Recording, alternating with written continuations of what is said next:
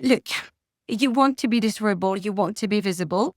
It's important to remain agile. SEO is changing more than we thought and we expected. So be agile, optimize your business. So the information that you have out there, and I am saying on purpose, I'm not saying content, but I'm saying your business, your offering. Look at commercial aspects as well, and not just like top of funnel like you used to be looking at in terms of SEO research and information. Be bold, be agile, optimize your business for AI-driven search, for human search as well, for traditional search as well, and make sure that you know where your users are looking for that information and looking for you, because that might have changed and you'll have huge opportunities in there.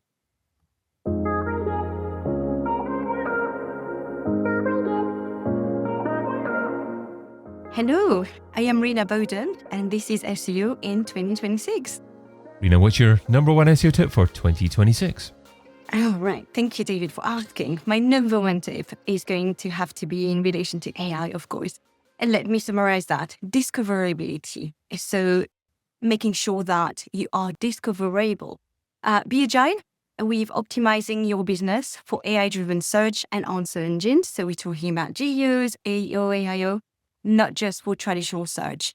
I do want to emphasize on some of the keywords here. So how to be discoverable and how to be agile. So I think that it's really looking at being proactive, not just reactive to the market changes, because things are moving fast. So how would you summarize the key elements of making your brand discoverable in the age of AI, and how has that changed in the last few years? Right. So two aspects here, two things here. Not only things have changed in the last 2 years, and I hope you will agree with me, David, that in the last 2 years, things have changed more than they have changed in the last 10 years. Probably, yeah. And that's really interesting. And it really summarizes the current times. And just when you thought that, SEO is going to become boring, it becomes less boring once again. And, if you look back at, hey, let's optimize, our content, let's build for SEO, let's build pages for SEO, let's start looking at, X amount of words, let's start looking at, keyword identity, and then publish it, and then wait between 1 and 3 months. Gone all those days. And things have changed so much recently, but things are changing again very fast. So how to remain discoverable and remain visible in that world. I'm seeing today, you have to be not only working on making sure that your assets, your materials, and I'm talking about your information, and that can be your insight, and we're talking very much about earned and paid here. We want to continue being visible in that new AI world, but not only that, it's important to also be mentioned and citations, and this is where it becomes a bit complex, right? But also very interesting.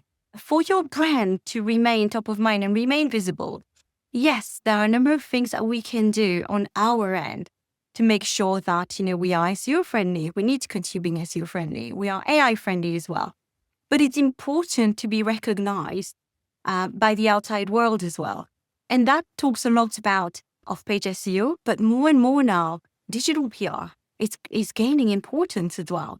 All of these high authority and high sources, these trusted sources, these are becoming very, very important, but also citations. And it's important to understand what is AI looking at when they're looking for information on you. And that really is where I can see the game changing. It's interesting that you talk about SEO changing a lot over the last couple of years. So this is the 5th in the series of Majestic's SEO in series. We started off with SEO in 2022. And just looking through the chapters of that particular book, we had one person, Lazarina Stoy, talk about find opportunities for embedding machine learning into your processes. Too many SEOs are manually doing tasks that could be automated. Machine learning could be the answer, she says. So that's just a slight nod to the possibilities of AI coming. But certainly since then, over the last 5 years or so, things have changed incredibly. And it's challenging, isn't it, for marketers, for SEOs to adapt. So how do SEOs stay on top of the game now? How do you adapt, and how do you know what to listen to, and what is the right thing for them to be doing with their time right now? Absolutely, David. I'm glad that you mentioned this book. And there are so many books and so many external podcasts, like what we're doing, and so many different things to listen to at the moment. And I think that one of the things is that we are going once again into that information overload. So it's really important, like, to pick the things that are going to matter for the business. So some of the things that I am going to really place importance and focus back on. And I don't mean to be boring, and really like, boiling it down though. We're looking at, right, if you think about, 20 years ago, how people were looking for information, and we were talking about, the birth of many different search engines. And then if you look at even before that, you were going into, Yellow Pages, Yale.com and things like that. So we're really looking at directories. Basically, if you boil it right down, it's really like people looking for information and making sure that information is available to them. So it's really thinking back once again. And again, I don't want to be boring, but thinking about, where are your customers? Where's your target audience? Where are they engaging? Where are they getting their information? So today they are getting their information with AI, using AI search. So one of the things that we need to be looking at are LLMs, making sure that we're visible in LLMs. So whatever business you're into, if it's B2B, B2C, if it's e-commerce, wherever you are, once again, it's going back to that customer, going back to your consumers, going back to understanding where they're getting that information and making sure that information is still available in the places that they're looking at. So some of the things that I've been looking at was, like, for example, making sure that your information is visible to both humans and AI. So some of the things that, of course, automatically you're going to be thinking about is, how do I do to optimize for both humans and AI? There are things that you can do. So making your content factual, relevant, and structural, that is still true for humans. But now it's true for AI as well. So making sure that however you are organizing that information, and I'm purposely saying, keeping away from content here, right? I'm purposely saying information. So information today is not only content, is also looking at video, but also information today is also what people say about you, and not specifically what you say about yourself. So that's super important as well, because we're seeing more and more algorithms fact-checking what's on your site and on your assets, and then what other people are saying about you. And I like to think that's almost like an AI guardrail. I'd like to think that, but I like to know that a lot of these algorithms are fact-checking as well. So, and I hope that this is also going to be the future going forward in the AI revolution, the AI era. So these are things that are really important, making sure that information is matching. So structured, factual, relevant content. And looking also, you talked about brand earlier, David. Looking also at your brand signals. So that's really super important. And then understanding where your information and the information on your brand, what are the citations on those? So where is AI getting that information? Some of the things I'm reading a lot about is research, very specific research. So there's a number of analysts out there, thought leaders, the research out there that are looking at where AI gets its facts. So that's really important. So I've been looking into that. You will find in there, of course, your usual suspect search engines, but you're also going to have, like, your Wikipedia, your Reddit. You're going to have, I was surprised to see a number of social media in there as well. But actually, when I drilled down into it, it was not as surprising, because I realized that people were searching a lot on social media. And that was actually exploding. So your Facebook, that's going to be important as well. That's going to be one of the areas where AI gets its facts. And yeah, you can go down the list. So you can look at, LinkedIn. Yeah, your Google is going to be in there as well. But also, really interesting, Bing as well. That really was something that I looked into and I found interesting. I saw that obviously Bing had a partnership with OpenAI, ChatGPT-5. And looking at that, I started diving a little bit more into it. And I saw some research showing us that, 87% of search ChatGPT citations were matching Bing's top results in 2025 year to date. compared to Google, that was 56. So that was just an example of some research that I saw out there. My opinion on that is that things will change, those 87% or what have you, those things that are on top of the list and top matching sites and top matching citations. I think that's great to keep an eye on those and to track them. And for that, I've put in place myself in the ways I'm working, a sort of watch list. So I'm looking at very specifically where I get its facts and what are the top citation domains where I would be getting those. My opinion, personally, is that I think that will change, and that is already potentially changing as we're speaking. So that's one of the key things I want to make sure that I share in terms of tips with other SEOs out there, and also other just digital marketeers out there.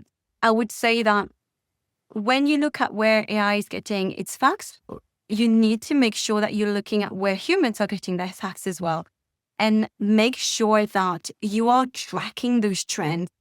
I would recommend maybe on a monthly basis. In some industries, it might require on a weekly basis, maybe, I hope not. But for some other organizations and other industries out there, hopefully maybe it's a quarterly basis. The bottom line here is that things are changing really quickly. Algorithms are changing really quickly. Something new is coming up in the market tomorrow. Some new algorithm is going up in the market. What is important is that you need to make sure that you have that watch list that's done for you. And that's quite something new, because KPIs and SEO metrics have changed, are still changing, and will continue to change.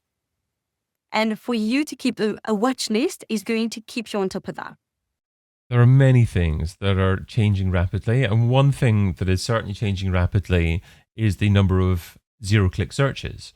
The number of consumers interacting with content or experiencing content on platforms, then perhaps just moving on somewhere else, and you're none the wiser that they've actually consumed your content. So what do SEOs do about this? What do businesses do about this? Is it just as effective to have someone consumer content on another platform without actually hitting your website? Great question. And gosh, I think this question will stay with us for the next years to come. Zero-click searches, yep, we're seeing 60%. I think research is showing 60% out there that are ending in zero-click. But we also have seen analysts showing something like this number will move from 60% to 80% in the near future. And again, as we speak right now, this has potentially even moved higher.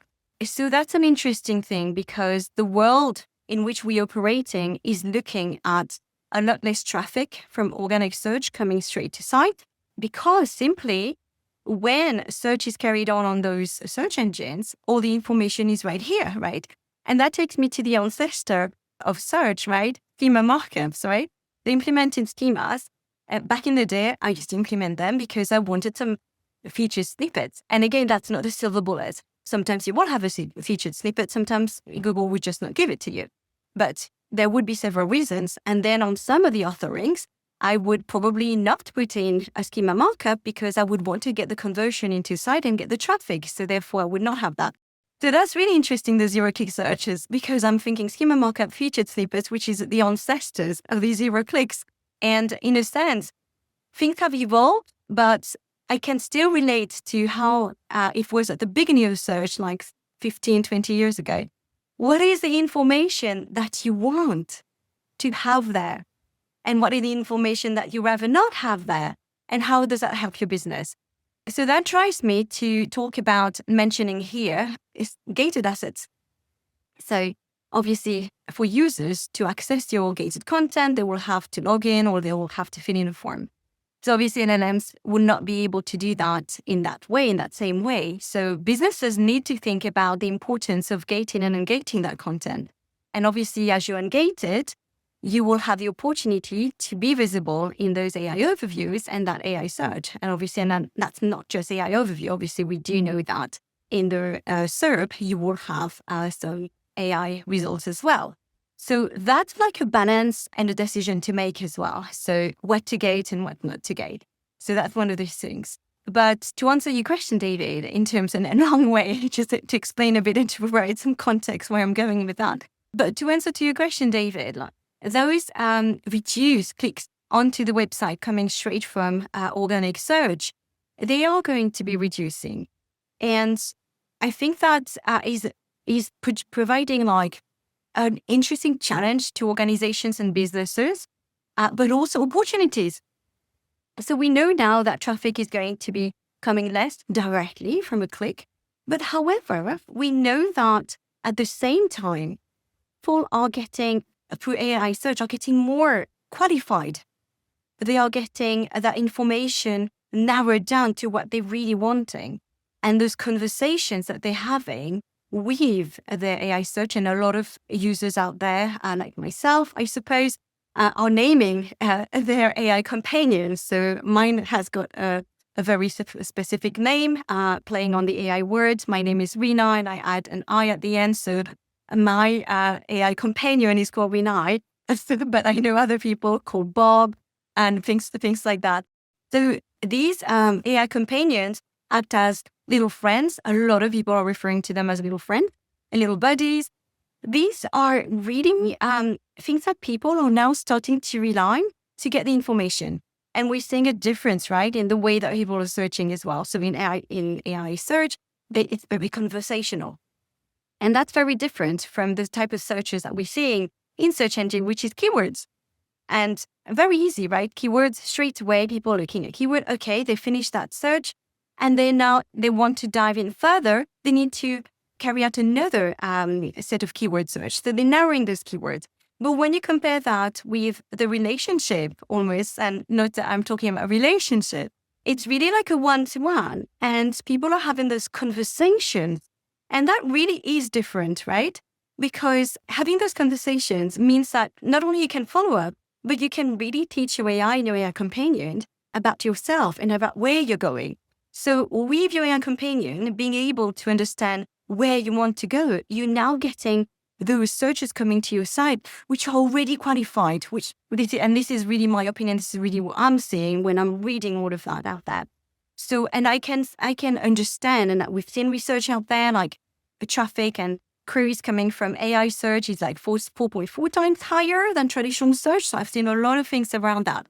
But what's important here is that, yes, we are in that zero-click world and we are moving more and more in there. But at the same time, isn't that helping us getting more qualified queries coming into our site? So that's what I'm thinking now is like maybe like a shift in the way that we measure our SEO efficiency and our SEO business and metrics. And I think that right now, maybe we are in that shift. And in the future, once things are probably like stabilized and we are going through that AI transformation, we will have a set of metrics that is completely different from what we're seeing now. And also, David, I want to add one more thing as well around that zero-click searches as well. Myself being a French native, so English being my second language, I research the impact of AI search and AI behavior, so humans behaving with AI, compared to how we would do when we carry out a keyword research. And there, again, it's very, very new and it's very, very recent. But we're seeing a trend in people carrying out keywords that they know that they have to research in search. But when these things are being carried out, that information is being searched in AI, we're seeing the rise of native languages. And until I saw that research, I didn't realize that I was doing this myself. I was speaking to my AI companion more in French than I would be doing in search engines. I really rarely research in my mother tongue in Google, but I'm doing that with AI. So that's one of the things I want to highlight as well, that this is another shift as well. And I don't know how many people are already looking at optimizing in local language, but that's one of the things that we need to look at. Reena, what's the key takeaway from the tip you shared today? Look, you want to be discoverable, you want to be visible. It's important to remain agile. SEO is changing more than we thought and we expected. So be agile, optimize your business. So the information that you have out there, and I am saying on purpose, I'm not saying content, but I'm saying your business, your offering. Look at the commercial aspects as well, and not just like top of funnel like you used to be looking at in terms of SEO research and information. Be bold, be agile. optimize your business for AI-driven search, for human search as well, for traditional search as well, and make sure that you know where your users are looking for that information and looking for you, because that might have changed and you'll have huge opportunities in there. Reena Bowden is marketing manager at SaaS Software. Find out more over at ses.com. Reena, thanks so much for being part of SEO in 2026.